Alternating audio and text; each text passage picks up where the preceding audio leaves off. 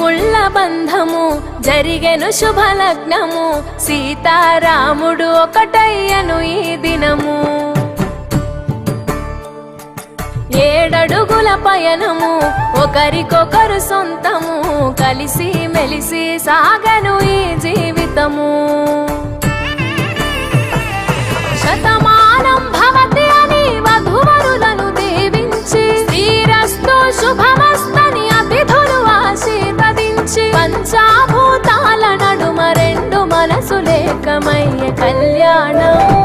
కమనీయ